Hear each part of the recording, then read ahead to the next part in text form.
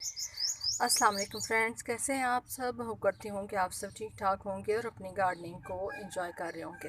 Friends, आज की जो वीडियो है वो न्याज़बो के ऊपर है, जिसे बेज़ल भी कहते हैं। वैसे तो बेज़ल के काफ़ी सारे नेम्स हैं, काफ़ी सारी वैरायटीज़ होती हैं। इसको होली बेज़ल भी कहते हैं, बेज़ल भी कहते हैं, न्याज़बो भी कहते हैं। तो आप के यहाँ कौन सा नाम लिया जाता है इस प्लांट का, वो भी आप मुझे कमेंट सेक्शन में बताइएगा। तो आज हम इस हवाले से बात करेंगे। और ये जो मेरा प्लांट है ये कटिंग ग्रोन प्लांट है। वैसे तो आप सीड से बहुत आसानी से लगा सकते हैं, लेकिन ये है कि अगर आपके पास ये प्लांट मौजूद है तो आप इसकी कटिंग्स भी लगा सकते हैं। बहुत ईज़िली इसकी कटिंग्स भी लग जाती हैं। तो मैंने फ़र्स्ट टाइम इसकी कटिंग्स को लगाया है और ये माशाल्लाह से अच्छा रिज़ल्ट मुझे मिला है। मेरे प्लांट्स रेडी हो गए हैं और साथ साथ इसके अंदर सीड बनने भी स्टार्ट हो गए हैं। तो ये जो आप इसका फ्लावर देख रहे हैं ये अब स्पेंड हो चुका है, यानी ड्राई हो चुका है। तो ड्राई होने के बाद अब इसके अंदर सीड्स भी रेडी होना स्टार्ट हो गए हैं। तो मैंने कुछ सीड्स जो है वो रेडी किए हैं और अभी मैं आपको दिखाती हूँ। ये देखिए, यहाँ पे जो ये आपको ब्लैक ब्लैक से सीड्स नज़र आ रहे हैं ये बेज़ल के सीड्स हैं। और ये मैंने अभी इस टाइम पे कलेक्ट किए हैं। साथ ही इसका कुछ वेस्ट भी है, लेकिन ये है कि बेज़ल के सीड्स बिल्कुल जिस तरह से आप तुखमलंगा को इस्तेमाल करते हैं अपने डेली रूटीन में, बिल्कुल उसी तरह से होते हैं। लेकिन तुखमलंगा और चीज़ है और जो बेज़ल के सीड्स हैं वो और चीज़ है। वैसे तो इसके काफ़ी सारे हेल्थ के बेनिफिट्स हैं। अगर आप स्टमक का आपको इशू है, यानी आपके मैदा जो है वो अच्छे से काम नहीं करता, तो आप इसकी चटनी बना के इस्तेमाल कर सकते हैं। काफ़ी ज़्यादा फ़ायदेमंद होता है। उसके अलावा इसका कहवा बना के आप पी सकते हैं। वेट लॉस के हवाले से ख़ास तौर पे काफ़ी ज़्यादा फ़ायदेमंद है।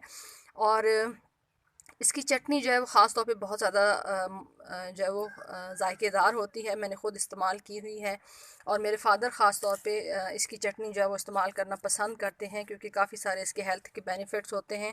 अगर आपका स्टमक अपसेट है तब भी आप डेली रूटीन में अगर आप इसकी चटनी जो है वो इस्तेमाल करेंगे तो आपका स्टमक जो है वो कभी भी डिस्टर्ब नहीं होगा या आपकी तबीयत जो है वो उस तरह से ख़राब नहीं होगी।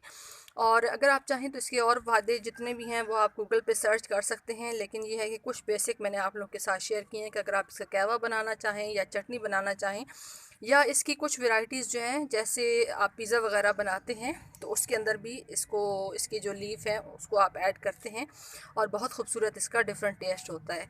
लेकिन हर इलाके के, हर मुल्क के अपने अपने खाने होते हैं, अपने अपने टेस्ट होते हैं।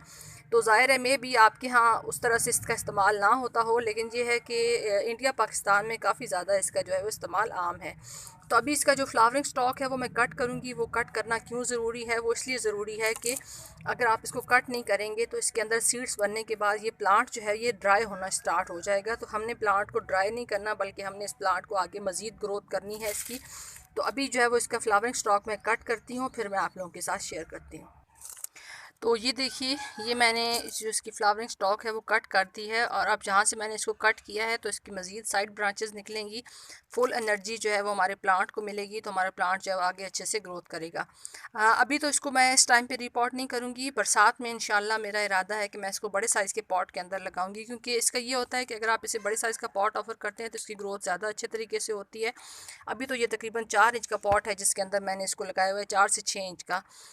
तो उसके अंदर ये है कि ज़ाहिर है एक लिमिटेड इसकी ग्रोथ होगी और ये परमानेंट प्लांट होता है। सर्दियों में थोड़ा सा ये डोरमेंसी में चला जाता है, लेकिन ये है कि अगर आप इसको ओस वगैरह से बचा के रखें तो फिर ये प्लांट आपका जो है वो पूरा साल ही चलता रहता है। लेकिन हमारे यहाँ ओस का इशू होता है, तो फिर ये है कि अगर मेरा प्लांट ना बच पाए, क्योंकि ओस काफ़ी ज़्यादा पड़ती है, फ्रॉस्ट भी पड़ती है, तो फिर ये है कि मैं इसके सीड्स जो है वो कलेक्ट कर लूँगी और फिर इंशाल्लाह अगली दफ़ा जो है मैं सीड्स से इसको ग्रो करूँगी। तो ये इसका जो है वो मैंने जो फ्लावर इसका है स्पेंड वाला, ये मैंने तोड़ लिया है और इसके अंदर से इसके सीड्स निकलते हैं। तो मैं ट्राई करती हूँ कि अगर कुछ सीड्स मैं आप लोगों के साथ शेयर कर सकूँ, क्योंकि इसके जो सीड्स हैं वो थोड़ा टेक्निकली काफ़ी छुपे हुए होते हैं। तो इसको बहुत जो है वो इस तरह से मसल की, ये देखें, ये यहाँ पे आप देखें ये इसका सीड है। तो काफ़ी मसलने के बाद इसके अंदर से इसके सीड बहुत निकलते हैं। वैसे ये है कि अगर ये काफ़ी ड्राई हो जाए तो उसके बाद फिर इसमें से सीड्स जो है वो आसानी से गिरते भी रहते हैं और जहाँ जहाँ पे गिरे वहाँ पे इसके प्लांट्स जो है वो बनते रहते हैं। तो न्याज़बो और बेज़ल तकरीबन मिलती जुलती फैमिली है। ये देखिए यहाँ पे ये सीड्स अभी गिरे हैं। तो अभी मैं ऐसे करती हूँ, ये सारे सीड्स जो हैं वो निकाल के फिर आप लोगों के साथ शेयर करती हूँ।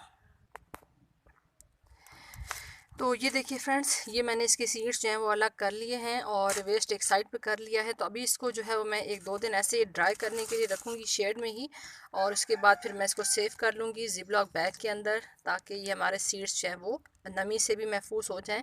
और अगली दफ़ा जब ग्रो करना हो तो फ्रेश सीड्स की बात ही और होती है फ्रेंड्स। जब आप फ्रेश सीड्स लगाते हैं तो उसका जर्मिनेशन रेट भी आपको बहुत अच्छा मिलता है और आपकी जो प्लांट्स हैं उनकी ग्रोथ भी बहुत अच्छी होती है। लेट सीड जब आप लगाते हैं या पुराने सीड्स लगाते हैं वो कई दफ़ा ग्रो तो हो जाते हैं, लेकिन उनकी वो जो है वो ग्रोथ नहीं होती जो आप फ्रेश सीड से ग्रो करने वाले प्लांट्स की देखते हैं। तो आई होप कि ये चीज़ आपके लिए हेल्पफुल साबित होगी। मैंने इस वीडियो में दोनों चीज़ें आप लोगों के साथ शेयर की हैं कि कटिंग से आप किस तरीके से ग्रो कर सकते हैं और साथ साथ सीड से भी आप न्याज़बो को किस तरीके से ग्रो कर सकते हैं। तो वीडियो अच्छी लगी हो तो वीडियो को लाइक कर दें, चैनल पे न्यू हो चैनल को सब्सक्राइब कर दें। आप सबकी वीडियो देखने का बहुत बहुत शुक्रिया। अपना ख्याल रखिएगा। अल्लाह हाफ़िज़।